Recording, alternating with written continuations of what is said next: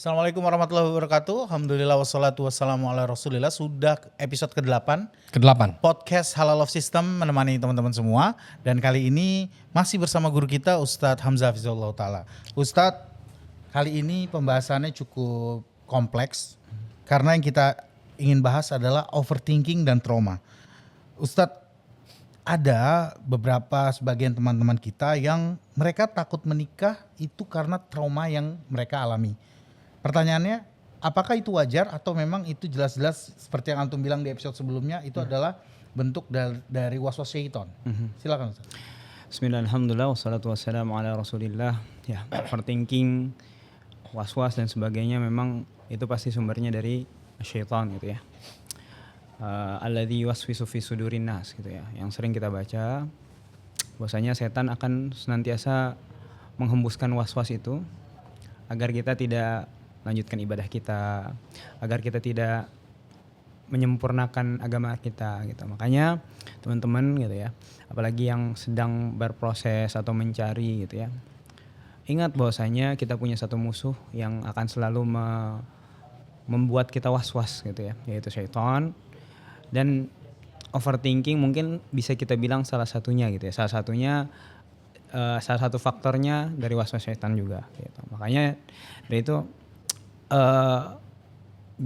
buang jauh-jauh overthinking supaya kita bisa move on gitu ya, move on dari kegagalan kita sebelumnya kepada keberhasilan gitu. Kan banyak juga orang yang bilang kegagalan adalah keberhasilan tertunda gitu ya. Ya mungkin banyak hikmah Allah di balik kegagalan kita, atau kita butuh belajar, atau Allah mungkin masih melihat kita belum ada yang belum kita persiapkan. Nah, itu jadi kita bahan koreksi gitu. Jadi kalau untuk overthinking kayaknya terlalu berlebihan ya. Jadi lebih baik diarahkan energinya kepada memperbaiki diri gitu ya, terus mencari ikhtiar dan sebagainya. Seperti itu. Baik, kalau kita bicara tentang trauma berarti kan trauma itu kalau kata orang sama dengan sakit Ustaz ya. Itu kan perlu butuh waktu untuk sembuh Ustaz. Iya. Sembuh total lah. Kalau kita akhirnya beranggapan bahwa saya nunggu traumanya hilang dulu deh baru nikah, itu gimana sih? Tergantung ya seberapa berat itu trauma gitu ya. Kadang kan satu orang dengan orang yang lain itu berbeda ya kadarnya. Mungkin ada dia pernah punya pengalaman KDRT gitu ya, dari keluarga atau dari orang yang orang dekatnya gitu ya. Mungkin ada yang perlu disembuhkan gitu ya. Tergantung kebutuhan masing-masing orang gitu ya. Cuman dengan trauma itu kita menutup pintu kebaikannya itu menikah, itu sesuatu yang gak adil.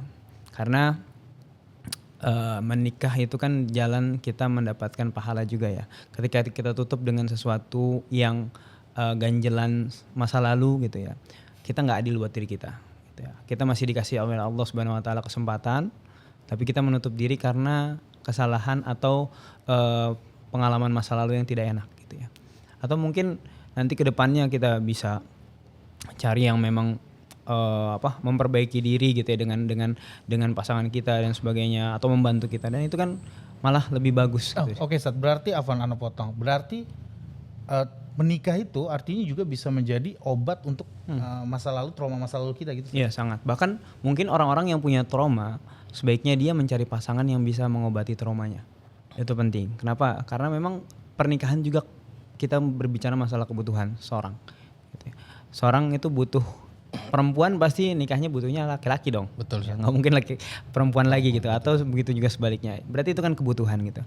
Ada kebutuhan-kebutuhan yang lain. Bahkan Rasulullah SAW pernah menikahkan sahabat dengan sahabiah gitu ya, dengan maharnya bacaan Quran gitu ya. Ya di belakangnya ada hikmah agar si laki-laki ini mengajarkan pasangannya gitu kan. Artinya ada kebutuhan untuk belajar gitu ya, dan itu bisa jadi alasan atau faktor untuk menikah gitu.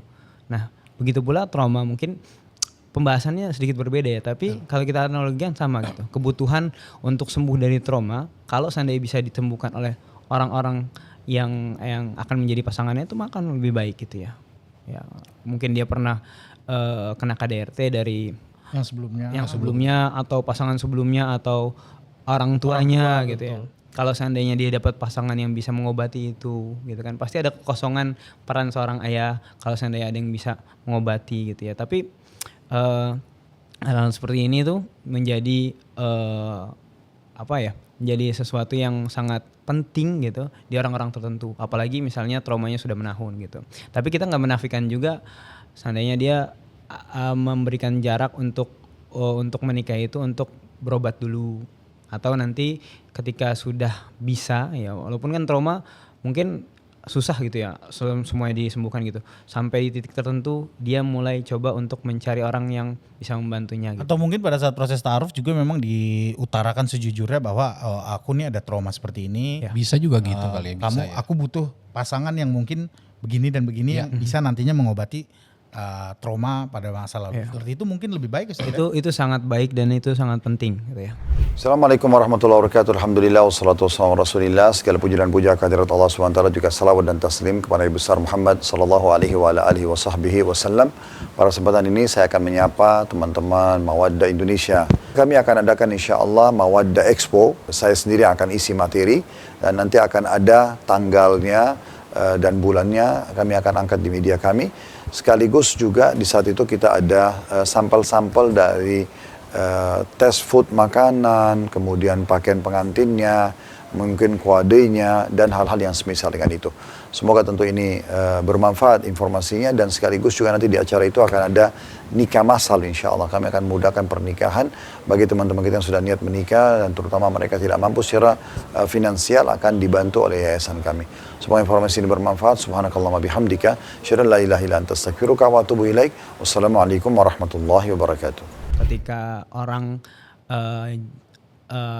jujur di awal gitu ya, apa kendala dia gitu ya, terus kali aja ada orang-orang yang memang punya kelebihan untuk bisa menyembuhkan itu gitu. Atau banyak kan akhwat-akhwat yang mungkin punya penyakit tertentu gitu ya, terus diruqyah gitu ya, dia bisa akhirnya bisa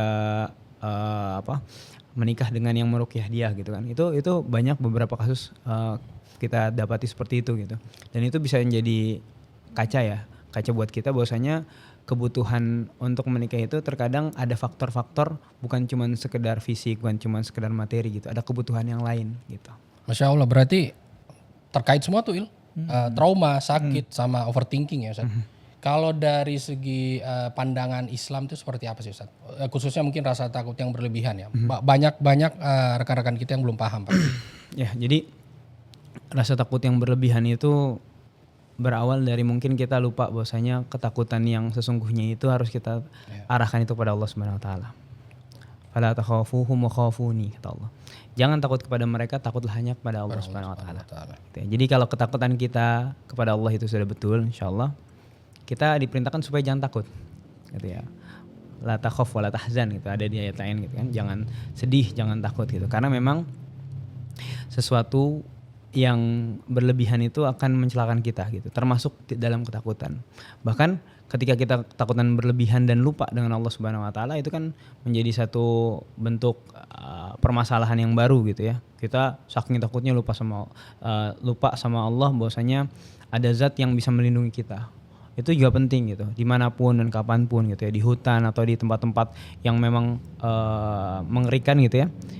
Kita diajari doa gitu kan, bertawus di tempat-tempat seperti itu. Artinya ketakutan yang berlebihan itu harus kita hilangkan dengan ketakutan kita kepada Allah gitu ya, dan menggantungkan diri kita pada Allah Subhanahu wa taala, dan kita tahu kita dilindungi oleh Allah Subhanahu wa taala gitu. Baik. Kemudian Ustaz, bagaimana membangun kepercayaan kembali ya? Misalnya kayak kita mungkin sudah pernah dikhianati atau kita disakiti. Betul. Dalam Islam sendiri ada nggak Ustaz anjuran atau mungkin tips and trick biar kita kembali bisa mungkin mempercayai, karena kan memang sulit gitu, yang namanya kita udah sakit, udah disakiti, terus kembali mempercayai orang lain gitu. Bagaimana, ada tipsnya nggak? Pasti itu perlu proses ya, dan itu mungkin jihad kita. Setiap orang punya jihad, ya kan, jihad kita. Kalau Rasulullah itu pernah ditanya tentang jihadnya perempuan umroh dan haji, ya kan? Jelas itu dalam hadis itu. Jihadnya laki-laki ya berperang melawan musuh gitu ya. Nah, mungkin ada jihad-jihad bagi setiap orang itu berbeda-beda. Mungkin dia tadi ada punya permasalahan masa lalu yang harus dia selesaikan sendiri gitu ya. Atau ada permasalahan yang berbeda dengan orang lain gitu. Nah, ketika dia meniatkannya untuk keluar dari situ, untuk dia bisa lebih baik lagi menjadi seorang hamba Allah Subhanahu wa taala yang lebih bertakwa. Artinya di situ dia juhud atau jihad ya untuk melawan ketakutannya itu sendiri gitu ya. Dia keluar dari situ untuk apa?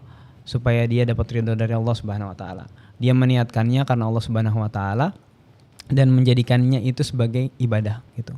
Jadi dia takut dengan sesuatu, tapi karena dia tahu bahwasanya dia punya Allah, dia berusaha untuk keluar bagaimanapun caranya, itu akan menjadi nilai ibadah. Nah, cuman yang penting juga ketika kita punya ketakutan ya, takut sebenarnya wajar ya, hal yang wajar gitu ya, karena kita punya kekurangan, pasti kita di situ punya titik lemah gitu ya. Tapi titik lemah itu kita jadikan itu sebagai sandaran kita kepada Allah Subhanahu wa taala. Ya, kita mengatakan la haula wala quwata illa billah, tidak ada pertolongan ya kecuali dari Allah Subhanahu wa taala, tidak ada daya dan upaya kecuali dari Allah Subhanahu wa taala. Maka dari situ kita bisa lebih memaknai kata-kata la haula wala quwata illa billah, ketakutan kita. Tapi bukan berarti dengan itu kita berpasrah 100%. Karena yang menyuruh kita untuk berikhtiar atau beramal itu Allah juga. Jadi dari dua sisi. Sisi yang pertama kita punya Allah Subhanahu wa taala ketika kita takut gitu ya, terlalu berlebihan. Sisi yang kedua kita disuruh beramal. Dalam hal jodoh berarti ya kita punya ketakutan nih, punya trauma, hal yang wajar gitu ya. Pasti setiap orang tuh punya poin lemahnya di situ. Kita tahu bahwasanya Allah bisa melindungi kita di poin itu. Di sisi lain kita disuruh beramal. Gitu. Masya Allah. Lengkap jawabannya? Yap. Berarti sebenarnya nggak ada alasan lagi kali ya kalau orang-orang akhirnya takut salah pilih pasangan, benar nggak sih? Iya, mungkin bisa ditambahin apa sih nasihatnya orang yang mungkin takut dalam memilih pasangan ya? Karena ini sesuatu yang sebuah hal besar dalam hidup kita semua. Pada saat kita menentukan memilih dengan siapa kita hidup nantinya. Yeah. Mungkin bisa dikasih tipsnya Sat, nasihatnya agar kita tidak terlalu takut gitu. Saat ini kita memang salah mungkin. Ya, terkadang kita kurang adil ya ketika menyikapi sesuatu. Kita punya pengalaman, satu pengalaman yang buruk kita bawa di setiap kehidupan kita. Padahal nggak semuanya kayak gitu. Contoh misalnya kita punya pengalaman buruk, orang tua pernah divorce gitu ya. Kita nggak pengen ke anak kita, jadinya nanti ada hal-hal yang harusnya dapat hak si anak itu dengan ini takut nanti kita divorce atau apa dan sebagainya. Nah, sebetulnya kita harus menempatkan sesuatu pada tempatnya, gitu. Ketika kita mempunyai masa lalu yang buruk, jangan kita bawa lagi ke masa depan kita, gitu ya. Apalagi kalau hal-hal itu yang bukan sesuatu yang bukan memang bisa kita pelajarin, gitu. Contoh misalnya karena nggak cocok warna baju, gitu kan. Misalnya orang tuanya divorce gitu. Nah terus ketika kita nggak cocok sama satu pasangan nih, wah saya nggak cocok nih di warna baju, kita bawa juga di situ, wah kamu nggak cocok sama saya gitu, nggak kayak gitu caranya gitu. Nah hal-hal yang seperti ini mungkin kita harus adil gitu, menempatkan, kita memberikan orang lain ruang untuk bisa mengisi hidup kita dengan adil ya. Nanti insya Allah kesudahannya biar Allah yang menentukan apakah lanjut atau enggak gitu ya, divorce atau enggak, atau nanti terjadi lagi atau sama kita atau enggak, itu biar Allah yang menentukan. Yang penting kita ikhtiar cari yang terbaik. Kalau sudah memang kita dapatkan yang terbaik, itu biar Allah yang menentukan. Berarti itu bentuk tawakal juga ya Sat ya. Teman-teman semua, ini episode ke-8. Terima kasih sudah join. Insya Allah kita ketemu lagi di episode selanjutnya. Assalamualaikum warahmatullahi wabarakatuh.